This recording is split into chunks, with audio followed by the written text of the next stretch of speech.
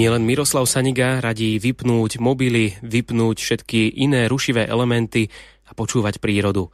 Televízor, počítač a mobil to sú užitoční pomocníci, ale zase v mnohých prípadoch naopak sú to nepriatelia nášho zdravia. A to hneď z viacerých aspektov a o nich viac povie lekár Marián Faktor. Je 7 hodín 33 minút.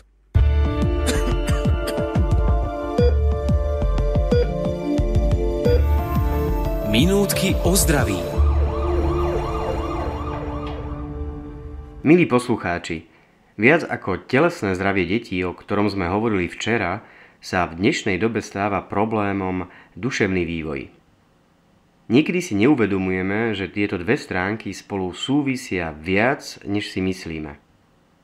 Výchova detí v súčasnej dobe nie je vôbec ľahkou úlohou. Mladé rodiny čelia obrovskému spoločenskému aj ekonomickému tlaku. Ak chcú udržať krok s dobou, mnohí odchádzajú študovať a pracovať do iných miest alebo do zahraničia, kde sú odkázaní sami na seba. Pri zabezpečení bývania, každodenného chodu domácnosti i pri výchove detí. Tradičný model, kde sa mladé rodiny mohli s prosbou o pomoc pri výchove svojich detí obrátiť na svojich rodičov, dnes prestáva fungovať. Kľúčom k úspechu je práca. Nemôžeme si dovoliť o ňu prísť, mnohí rodičia chodia na týždňovky, často do zahraničia a iní pracujú viac ako 8 hodín denne. Preto sme často svedkami toho, že deti častejšie, než je zdravé, nechávame bez dozoru. A bez usmernenia svojich rodičov sa nemusia uberať tou správnou cestou. Dnešná doba totiž prináša riziká, ktoré tu v minulosti neboli. Hovorím o technológiách, ktoré sa stali neoddeliteľnou súčasťou našich životov a najmä životov našich detí. Je jasné, že v dnešnej dobe sa nevyhneme počítačom, internetu, sociálnym sieťam či smartfónom. Mali by sme však strážiť zdravú hranicu využívania týchto vymožeností v detskom veku. Často sme svedkami toho, že deti trávia za počítačmi aj niekoľko hodín denne.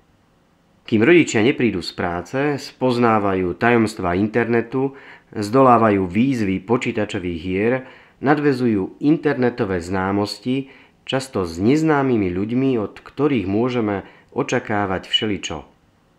Fenoménom dnešnej doby sú aj novodobé závislosti, ktoré ohrozujú zdravie a duševný vývoj detí, ktoré viac ako život v reálnom svete začínajú žiť svoj počítačový sen. Zlé výsledky v škole, zmeny správania, nervozita a odmietanie kamarátov či iných voľnočasových aktivít sú len niektoré z varovných príznakov, ktoré by mal rodič zachytiť čo najskôr. Pretože ak sa tieto príznaky prehliadnú, pomoc sa hľadá len veľmi ťažko. V súčasnosti vznikajú nové centrá na liečbu týchto novodobých závislostí. Výsledok liečby je však vždy otázny a následky takejto závislosti môžu pretrvávať aj v dospelom veku. Napríklad problémy s komunikáciou, znížená schopnosť nadväzovať známosti či problémy pri hľadaní zamestnania.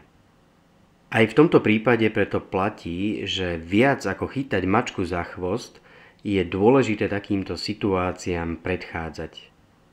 Hovorí o tom aj ďalšie biblické príslovie. Palica a pokarhanie dáva múdrosť, no dieťa ponechané bez dozoru je na hanbu svojej matke.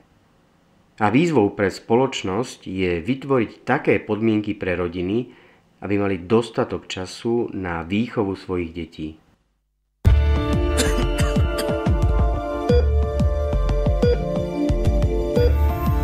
Minútky o zdraví.